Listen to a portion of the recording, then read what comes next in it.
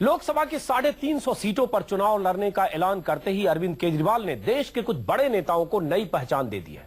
आज अपने हाथ में एक पन्ना लहराते हुए केजरीवाल मीडिया के सामने आए और कहा, यह बेईमान नेताओं की लिस्ट है। एक एक नेता का नाम गिनाया, लोकसभा चुनाव में उन नेताओं के खिलाफ ताल ठोकने की कस्में खाई और 2014 की लड़ाई में पहली बार अपने इरादे साफ कर दिए।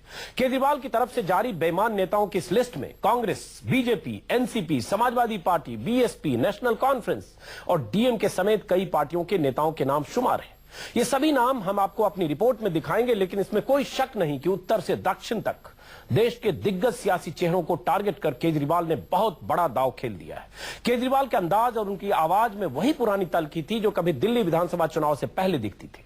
बेईमानी का सर्टिफिकेट बांटने की इस चुनावी राजनीति से सियासत में भूचाल आ गया है।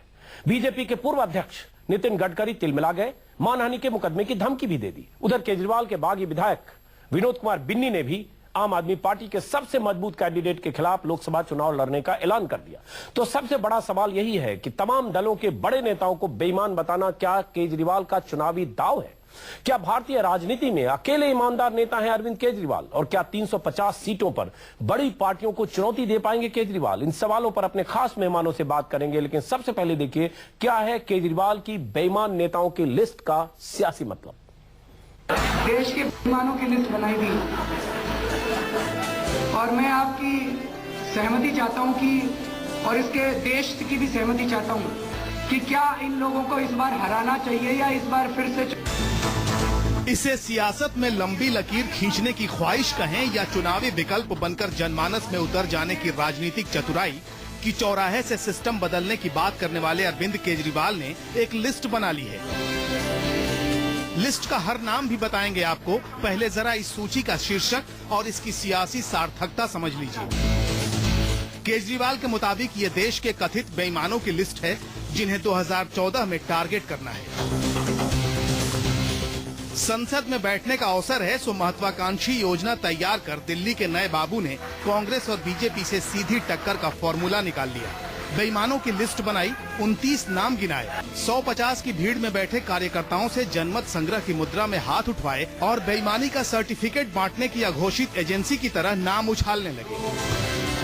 सुरेश कलमाड़ी, नितिन गडकरी, सुशील कुमार शिंदे, फुल पटेल, येडियुरप्पा, अनंत कुमार, वीरप्पा मोइली, चिदम्बरम अलगिरी, सलमान खुर्शीद, मायावती, मुलायम सिंह यादव, अनु टंडन, श्री प्रकाश जायसवाल, जगनमोहन रेड्डी, सिब्बल, कमलनाथ, नवीन जिंदल, शरद पवार, राजा इसमें नहीं रह गए हैं। जाते जाते ये भी कह गए कि कुछ नाम और जुड़ेंगे। न्योता भी दिया कि किसी के दिमाग में बेईमानों के नाम हो तो बता दें, लेकिन सर्टिफिकेट बांटने के इस स्वयंभू अंदाज से सियासत हिल गई। केजरीवाल से पुरानी अदावत रखने वाले गडकरी का बयान आया, 3 दिन में केजरीवाल माफी मांगे वरना मानहानि का मुकदमा ठोकेंगे। केजरीवाल के नए सिपाहियों ने कवच कुंडल उठाया, मैदान में आए, कहा गडकरी साहब पहले अपनी पार्टी के खिलाफ मुकदमा करें जिसने उनके दामन पर लगे दाग दिखाकर अध्यक्ष पद से हटा दिया। नितिन गडकरी को आम आदमी पार्टी डिफेमेशन मानहानि का मुकदमा करने के पहले अपनी पार्टी के खिलाफ मानहानि का मुकदमा करना चाहिए, क्योंकि उनकी पार्टी ने उनको भ्रष्ट माना था। केजरीवाल की बेईमान लिस्ट में तकरीबन सभी दलों के नेता हैं, लिहाजा बयान बहादुर घरों और दफ्तरों से बाहर निकले। कैमरों के सामने केजरीवाल को कोसने वालों की कतार लग गई। दिग्विजय सिंह भी आए, पवार के सिपाही भी आए। सबने चेताया कि केजरीवाल सीएम हैं, सीएम की तरह रहें, जज बनने की कोशिश न करें। केजरीवाल जी मुख्यमंत्री भी हैं, जज भी हैं, जन लोकपाल भी हैं और उन्होंने कह दिया वो भ्रष्ट और बाकी सब ईमानदार। अरविंद केजरीवाल जी, अगर लोग चुनाव जीतकर आते हैं और उनको फिर संसद में नहीं जाने देना चाहते हैं, तो फिर इस देश में और कौन सी परीक्षा है?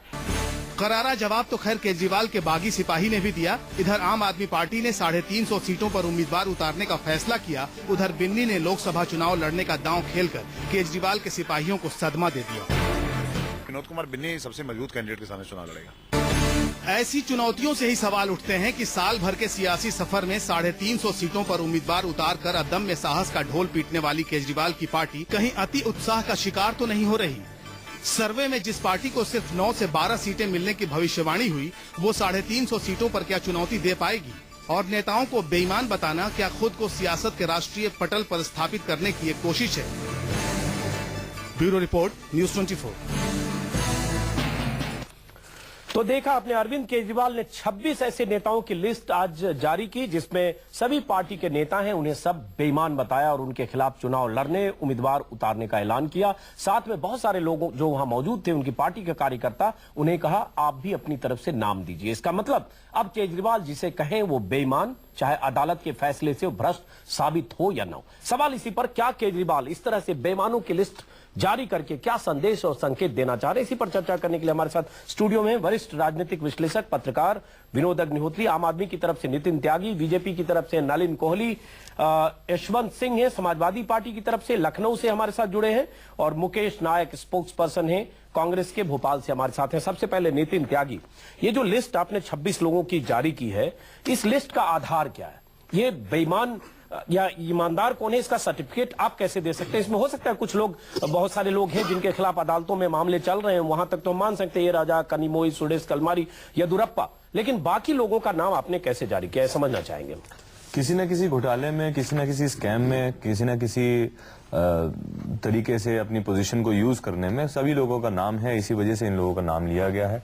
यही सब वजह है जिस वजह से आम आदमी पार्टी बनी, जिस वजह से यही सब भ्रष्टाचार है, जिस वजह से देश में अदालतों का अब कोई मतलब नहीं। अब आम आदमी पार्टी है, अब वही जैसा कि दिग्विजय सिंह ने कहा कि मुख्यमंत्री, जज, जन लोकपाल सब आप हैं, अब आप लोग लिस्ट बना के जिसको जारी कर देंगे वो बेईमान, और जो बच जाएंगे आपकी लिस्ट से वो ईमानदार। अगर दिग्विजय सिंह जी के कहने से हम लोग जज हो जाते हैं, तो अगर हमने किसी को बेईमान कहा है और वो भी अपनी मीटिंग में कहा है, ये कहा है कि इन लोगों के ऊपर दाग हैं, ये लोग दागी हैं, तो इसमें क्या गलत है? नहीं, अपनी मीटिंग में नहीं कहा कि इनके खिलाफ चुनाव लड़ाएंगे। ये क्या प्रेस कॉन्फ्रेंस थी? ये हमारी पार्टी की मीटिंग थी। आपकी पार्टी की मीटिंग में, पार्टी की मीटिंग में कहा, और ऐसे लोगों के खिलाफ हम लोग चुनाव लड़ने जा रहे हैं, इसलिए कहा गया कि जो है ऐसे लोग देश की राजनीति ना चलाएं, उसके लिए आम आदमी पार्टी को चुनाव लड़ना है, और आम आदमी पार्टी को ऐसे लोगों को दोबारा नहीं आने देना। ऐसे लोगों से मतलब, नितिन, मैं ये जानना चाह रहा हूं कि आपके पास कौन सा पैमाना है जिसके आधार पर आप किसी को बेईमान और ईमानदारी का सर्टिफिकेट दे सकते हैं? उसके लिए अदालतें हैं, जांच एजेंसीज हैं, इसमें कई लोग हैं जिनके खिलाफ कोई ऐसी जांच पेंडिंग नहीं है या कन्विक्टेड भी नहीं है, अदालत में आरोपी भी नहीं है,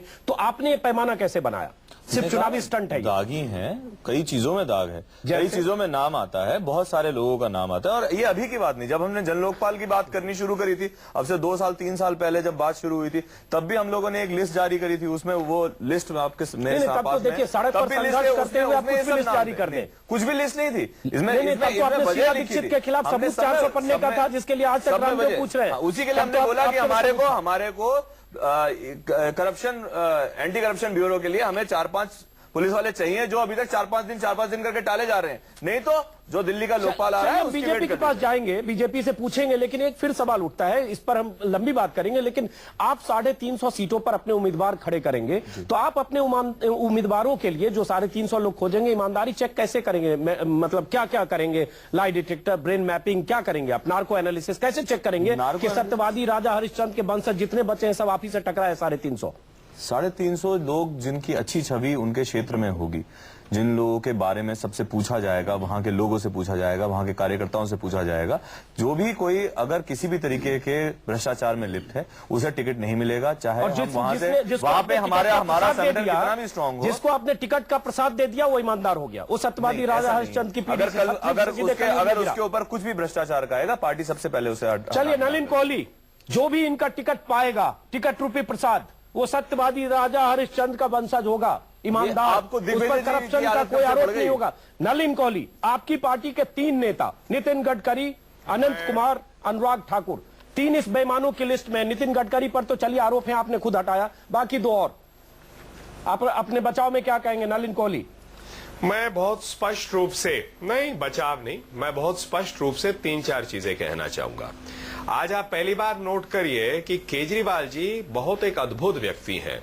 वो अपने चुनाव प्रक्रिया में पूरे देश के सामने, मीडिया के सामने चिल्लाते रहे कि शीला दीक्षित के खिलाफ मेरे पास 370 पेज का प्रूफ है, उनका पूरा मंत्रिमंडल सहित शीला जी जो है तिहाड़ जेल जाना चाहिए। आज जो लिस्ट आई उसमें शीला जी का नाम नहीं था, तो मतलब इस मैं बात कहूंगा कि केजरीवाल जी शायद एक यू टर्न मुख्यमंत्री नहीं, इन्होंने कहा कि एक बात एक टाइम पर बोलते हैं, दूसरी बात चुनाव में लड़ने वाले जिनके मैं खत्म कर रहा हूं, मैं 2-3 एक जी, हाँ, एक मिनट मैं अपनी बात कर लूं।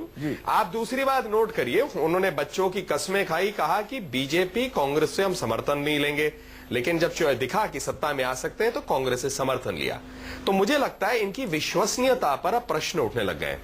तीसरी बात आप नोट करिए, आम आदमी पार्टी का एक बहुत इंटरेस्टिंग पैटर्न है, कोई इन पे आरोप लगाए तो पूरी कार्रवाई होगी। देखेंगे सोमनाथ भारती पे कुछ विदेशी महिलाओं ने आरोप लगाए, नहीं, आप उस पर कैटेगरी में नहीं पढ़ सकते, बात को भटकाइए। तो मुख्यमंत्री सवाल यह है कि आपके सेकंड नहीं मैं आ रहा हूं प्लीज एक मिनट। गडकरी को भी बेईमान कहा, नहीं मैं बता रहा हूं, प्रशांत भूषण जी और उनके पिताजी के ऊपर एक मिनट सुन लीजिए। गडकरी का नाम बेईमानों के लिस्ट में है। गडकरी की तरफ से खबर आई कि मानहानि का मुकदमा कर सकते हैं। आशुतोष जो आम आदमी पार्टी के नेता है, उन्होंने कहा गडकरी अपनी पार्टी पर मुकदमा करे, क्योंकि पार्टी ने ही उन्हें हटाया अध्यक्ष पद से। तो आपने माना कि गड़बड़ी थी पूर्ति से लेकर उनके। इसका जवाब पहले मैं दे देता हूं। नहीं, मैं इसको जवाब पहले दे देता हूं ताकि कोई गलत मैसेज ना जाए। गडकरी जी के डिफेंस में हम बहुत बार बोल चुके हैं। ये हमारी पार्टी की प्रथा है कि वो अगर साइड हुए, उन्होंने पोस्ट पे नहीं बैठे तो उन्होंने स्टैंडर्ड एस्टैब्लिश किया।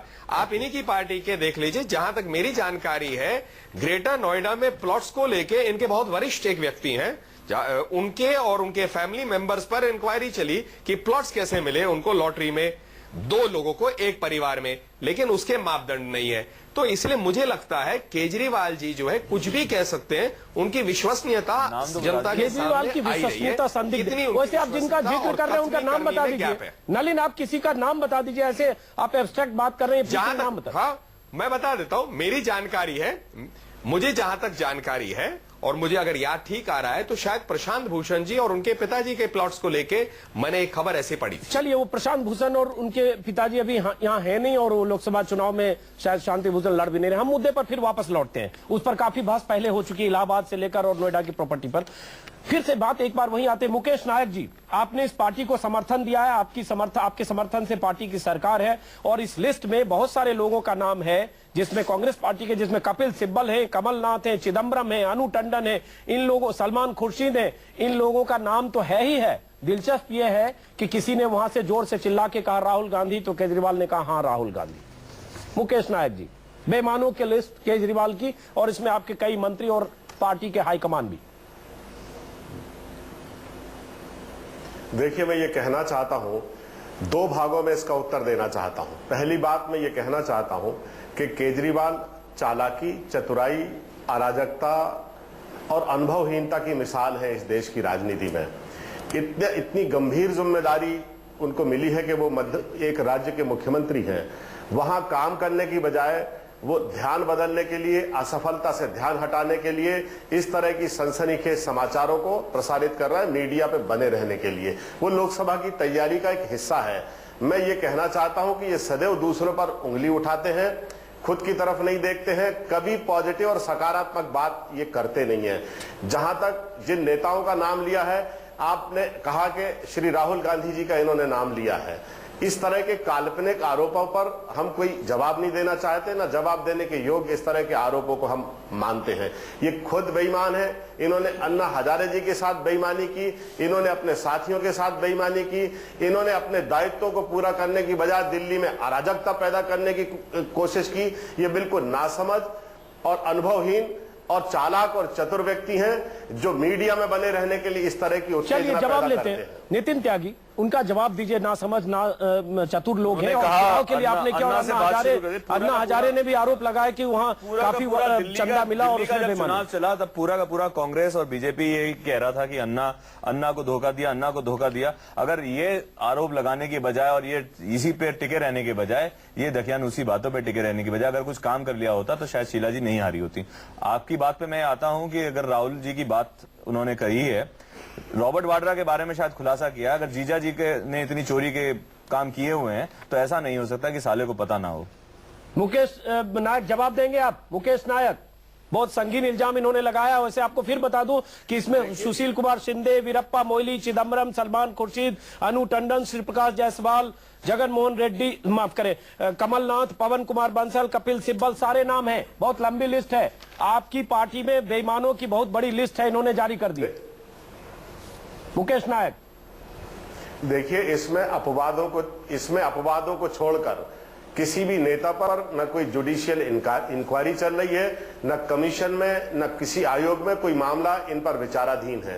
ये खुद को ईमानदारी का सर्टिफिकेट दे रहे हैं और दूसरों को बेईमानी का सर्टिफिकेट बांटने का इन्होंने इस देश की राजनीति में धंधा चला रखा है। ये अराजक व्यक्ति हैं, ये प्रोफेशनल एजिटेटर हैं। आपने कहा था कि हमने इनको समर्थन क्यों दिया, इसका उत्तर भी मैं देना चाहूंगा। नहीं, उस पर चलिए, समर्थन पर आएंगे। नहीं, फिर आप पूरा जनता के दुख दर्द का हवाला देंगे, उस पर हम एक महीने डिस्कस कर चुके, उस पर आएंगे। लेकिन ये बताइए, इस देश में लोअर कोर्ट है, हाई कोर्ट है, सुप्रीम कोर्ट है, अब केजरीवाल कोर्ट भी होगा क्या? नहीं। जो सबसे ऊपर होगा? केजरीवाल कोर्ट क्यों होगा? क्यों? ये तो केजरीवाल कोर्ट से नाम निकला है, क्योंकि इसमें कई ऐसे लोग हैं जिन्हें आपने अगर बेईमान घोषित कर दिया कि बेईमानों की लिस्ट है, इसका कोई पैमाना नहीं है। ठीक है, कुछ लोगों के खिलाफ जांच चल रही है, लेकिन आपने कैसे कहा, क्या आधार है? ये एक पार्टी की मीटिंग थी। पार्टी की मीटिंग में हम लोगों ने डिसाइड किया है कि जहां पे इतने सारे लोग भ्रष्टाचारी इकट्ठे हैं और पार्टी को आगे बढ़ के इन भ्रष्टाचारियों को कोशिश करनी चाहिए कि पूरी तरीके से रोका जाए, किसी को संसद में ना आने दिया जाए, इनके खिलाफ चुनाव लड़े जाए, आप अपनी मर्जी से किसी को भ्रष्टाचारी बता देंगे।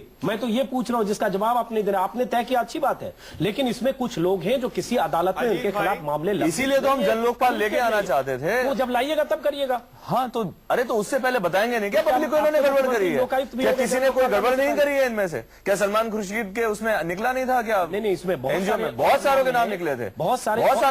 किसको एनजीओ की बात करेंगे, जो आपकी पार्टी का एनजीओ है, उस पर भी लोगों के इल्जाम है। Action speak louder than the word. ये कहते हैं कि नितिन गडकरी को हमने बहुत बार बचाया, पर नितिन गडकरी को हटाया भी गया।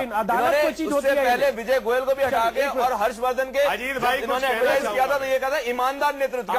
अदालत से ऊपर, मैंने जैसा कि कहा, lower court, high court, supreme court के ऊपर केजरीवाल कोर्ट हो सकता है। नलिन कोहली, आप जवाब दीजिए, उसके बाद हम आएंगे। विनोद, आपके पास आ रहे हैं। नलिन कोहली। हाँ, मैं पहली बात कहना चाहूंगा, एक और यहां बहुत डेंजरस ट्रेंड है। ये आम आदमी पार्टी के अप्रोच है, कोई भी 10 लोग इकट्ठे होकर तय कर ले ये भ्रष्ट है, ये महिला जो है इसका कैरेक्टर ठीक नहीं है, या इनका कोई धंधा चल रहा है उस रूप से, और कुछ भी कर सकते हैं। अगर इनके कोई मंत्री पे प्रश्न उठता है तो कहते हैं कोर्ट जो है गलत है, चाहे वो लोअर कोर्ट में हारे हो, चाहे वो वाक्य जो है हाई कोर्ट में भी सस्टेन रहा हो। तो ये जो बात है अराजकता का एक प्रमाण है। और दूसरी बात है, ये एक बहुत अजीब सोच का प्रमाण है, जिसमें कुछ भी आप जो है एक सॉर्ट ऑफ टेररिस्ट टैक्टिक भी कहा जा सकता है, कुछ भी कर लीजिए विदाउट रिस्पॉन्सिबिलिटी। ये भूल जाइए कि एक संविधान है, एक प्रक्रिया है, कानून है, पूरी पुलिस व्यवस्था को खत्म कर दो। ये तो पहले मुख्यमंत्री है देश के, जो अपनी ही सरकार के विरुद्ध, ये अपनी ही सरकार के विरुद्ध धरना करने तक जवाब देंगे। ये हमारी ऑब्जर्वेशंस हैं इन लोगों के ऊपर, और इन ऑब्जर्वेशंस पे हम अटल हैं। हमें पता है कि इन लोगों ने किया है। माफ करिए, फिर बहुत बड़ा अपराध कर रहे हैं। अगर आप अपने ऑब्जर्वेशन के आधार पर किसी को भ्रष्ट बता रहे हैं तो बहुत बड़ा अपराध कर रहे हैं। यशवंत सिंह, आप ऑब्जर्वेशन के आधार पर क्या इसके लिए ये क्या प्रेस कॉन्फ्रेंस बुला के अनाउंस किया गया था? नहीं, वो कैमरे पर है। ये पार्टी का डिस्कशन है, इनके तो पार्टी का डिस्कशन है, ऑब्जर्वेशन है, everybody has right to his opinion. हमने उनका बयान सुनाया, इन्हें भ्रष्ट बताकर इनके खिलाफ चुनाव लड़ना, या तो आप डिसोन करिए कि फर्जी है जो कहा, कोई मतलब नहीं, हम गलत चला रहे हैं। नहीं मतलब, तो फिर हम मानते हैं, पार्टी मानती है, पार्टी मानती है, फिर इसी पर कायम रहिए। फिर आप करें इसी पे कायम। चलिए एक मिनट, विनोद अग्निहोत्री आ रहा हूं। यशवंत सिंह आपके पास, यशवंत सिंह हमारे साथ हैं। चलिए पहले यशवंत सिंह का रिएक्शन लेते हैं। यशवंत सिंह, मुलायम सिंह यादव आपकी पार्टी के सुप्रीमो, उनका भी नाम है भ्रष्ट बेईमान नेताओं की लिस्ट में, उनके खिलाफ भी इनके उम्मीदवार होंगे। यशवंत सिंह। अजय अंजुम जी, जिस नेता को 26 जनवरी 15 अगस्त के बारे में जानकारी नहीं है, जो एनजीओ से पैदा हुआ है, और वह पार्टी जो आपको जानकारी दे दूं, एक बार भारतीय जनता पार्टी से गोरखपुर, हमारे उत्तर प्रदेश में एक महानगर पालिका है, वहां लोग नाराज हुए तो एक किन्नर को नगर पालिका का चेयरमैन बना दिए। उसी तरीके से दिल्ली में आपका जो राज्य है वो एक नगर पालिका है, महानगर पालिका, उसके मुख्यमंत्री हो गए हैं ये, इसलिए कि कांग्रेस से लोग नाराज थे, इनको काबिल समझकर मुख्यमंत्री नहीं बनाया जनता। क्या तुलना जो कर रहे हो थोड़ा ऐतराज वाली बात है, इस तरह से ऐतराज की तरफ देखिए, ऐसा है गोरखपुर की नगर पालिका से तुलना करके आप जिस तरह की तुलना कर रहे हैं, मेरे ख्याल से मर्यादा के खिलाफ है। यशवंत सिंह जी, मुद्दे पर आइए। आपके संस्कार आपके शब्दों से सुनाई दे रहे हैं। यशवंत सिंह जी, आपके संस्कार सुनाई दे रहे हैं आपके शब्दों से। आपके संस्कार सुनाई दे रहे हैं आपके शब्दों से हमारे। हाँ, जो कि लगता है ही नहीं। कौन सा बोल रहे हैं? नितिन त्यागी बोल रहा हूँ। कौन सा बोल रहे हैं? नितिन त्यागी बोल रहा हूँ। आम आदमी पार्टी से नितिन त्यागी। आपका नेता अपने बाप को चोर कहता है और आप संस्कार सिखा रहे हैं। नहीं, आपका नेता कहता है उसने आजादी के बारे में यशवंत सिंह माफ करें, बीच में रोकना पड़ रहा है। उसने 15 अगस्त नहीं माना। यशवंत सिंह इसमें टिप्पणी क्या कर रहा है? यशवंत सिंह जी आप तक तो ठीक है, लेकिन प्लीज बाप तक मत पहुंचिए। ये भाषा नहीं है। आप समाजवादी पार्टी के प्रतिनिधि के तौर पर आए, कम से कम इतनी मर्यादा रखिए। लेकिन चलिए हम आपके पास वापस आएंगे। मुलायम सिंह यादव को भी बेईमान नेताओं की लिस्ट में माना है। केजरीवाल की उम्र क्या है सर? मैं आपसे पूछ रहा हूँ, केजरीवाल की उम्र में और मुलायम सिंह की उम्र में कितना फर्क है? नहीं, उम्र से बेईमानी का कोई रिश्ता नहीं है। केजरीवाल किसी को छोड़ करेगा। देखिए उम्र के आधार पर किसी के ईमानदार और बेईमान होना क्या नहीं हुआ। चलिए यशवंत सिंह आपके पास आएंगे, विनोद ज्योति आएंगे आपके पास। 7,000 लीटर पानी की चर्चा करते हैं टेलीविजन पर। उत्तर प्रदेश में संपूर्ण जल बिना पैसे के देती है सरकार। अब उत्तर प्रदेश की बात करिएगा तो हमें सफाई जाना पड़ेगा और आपके 6 मंत्री और आधा दर्जन विधायक के साथ ग्रीस और लंदन जाना पड़ेगा। वो मत समझाइए कि उत्तर प्रदेश में क्या हो रहा है। यशवंत सिंह, उत्तर प्रदेश हम जानते हैं कि उत्तर प्रदेश में सरकारें क्या कर रही है, लेकिन उस पर बात करेंगे। विनोद विनोद पहले तो हम इनकी सरकार के लोग जी आपकी सरकार देश की सर्वश्रेष्ठ सरकार है और मुलायम सिंह जी सर्वश्रेष्ठ नेता है और उनके बेटे सर्वश्रेष्ठ मुख्यमंत्री। चलिए उस पर बात करेंगे। विनोद अग्निहोत्री, बेईमानों की लिस्ट, सवाल ये उठता है कि इस लिस्ट पर अदालतें फैसला करेंगी कौन बेईमान है, कौन चोर है, कौन करप्ट है। लेकिन जिस तरह से लिस्ट है, कुछ लोग तिहाड़ होकर आए, तिहाड़ रिटर्न है, मान सकते हैं, लेकिन इस लिस्ट में कई लोग हैं जो कहीं से न कन्विक्टेड है न चार्जशीटेड है। तो क्या ये चुनावी प्रोपेगेंडा नहीं है, चुनावी स्टंट नहीं है? और ये क्या अदालत को या जो देश की न्यायिक व्यवस्था है उसको चुनौती देकर खुद को सबसे ऊपर दिखाने की प्रवृत्ति नहीं? देखिए अजीत, ये जो है दरअसल क्या है, ये पूरी तरह से चुनावी दांव है। और आपको याद होगा कि दिल्ली में जब चुनाव हो रहा था तो सारे ऑटो पे शीला दीक्षित को भ्रष्ट और केजरीवाल को ईमानदार बता करके चुनाव लड़ा गया था कि आप तय करिए कि ईमानदार मुख्यमंत्री हो या एक चोर मुख्यमंत्री हो या भ्रष्ट मुख्यमंत्री हो। सीधे सीधे शीला दीक्षित को बनाया गया था। उसका फायदा मिला कि शीला दीक्षित की कांग्रेस 8 सीटों पर सिमट गई और केजरीवाल साहब की पार्टी 28 सीटों पर आ गई।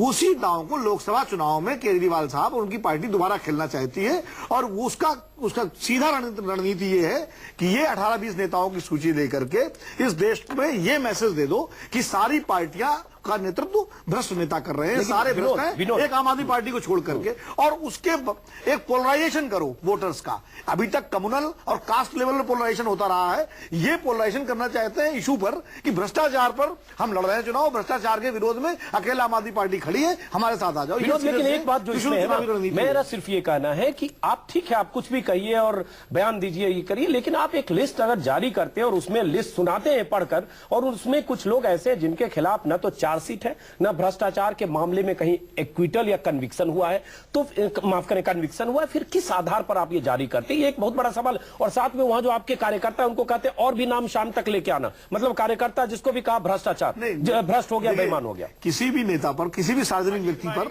जब तक भ्रष्टाचार या कोई भी अपराध साबित न हो तब तक उसको अपराध भ्रष्ट बताना या अपराधी बताना कहीं से तर्कसंगत भी नहीं है, नैतिक भी नहीं, उचित भी नहीं है लोकतांत्रिक व्यवस्था में, चाहे कोई करे। लेकिन इसकी शुरुआत कहां से हुई? दरअसल ये रास्ता दिखाया है भाजपा और कांग्रेस ने ही, इन स्थापित दलों ने ही। अब बोफोर्स में राजीव गांधी चोर हैं, राजीव गांधी चोर हैं, आज तक चोरी साबित नहीं हुई, पूरी जेब से पर्चा निकालते रहे हैं। उसके बाद जॉर्ज फर्नांडिस को कांग्रेस ने चोर कहा, बाद में उसी कांग्रेस पार्टी की नेतृत्व की सरकार ने सीबीआई ने क्लीन चिट दिया।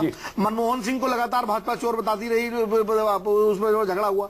और नितिन गडकरी साहब ने खुद, नलिन जी बैठे हुए, मैं जवाब भी चाहूंगा इस पे इनका, कि नितिन गडकरी ने कार्यकर्ताओं की मीटिंग में कहा कि केजरीवाल और कांग्रेस के बीच में डील हुई है होटल में और एक उद्योगपति जो है उसने कराई है, उसका कोई सबूत नहीं दिया उन्होंने। तो ये शुरुआत तो इन्होंने की। उद्योगपति का उन्होंने जिक्र किया, उस उद्योगपति के खिलाफ भी कैंडिडेट उतारने की बात कर रही है आम आदमी पार्टी, इसका मतलब अंडरस्टैंडिंग उन्होंने किसी नाम नहीं लिया।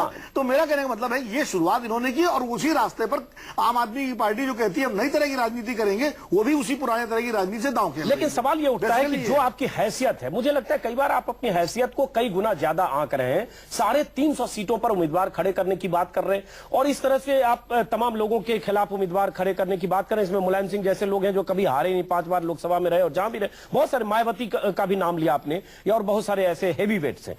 कुछ लोग हैं जिनके खिलाफ मामले पेंडिंग है। फिर मैं कह रहा हूं 350 उम्मीदवार कहां से लाएंगे, और उसके लिए जो मैं पहले सवाल पूछा कि किस किस तरह का टेस्ट लेंगे, narco test, lie detector, brain mapping, क्या करेंगे जिससे पता चले कि जितने ईमानदार इस देश में हैं, इस देश की धरती पर, सब आपकी पार्टी में आ गए।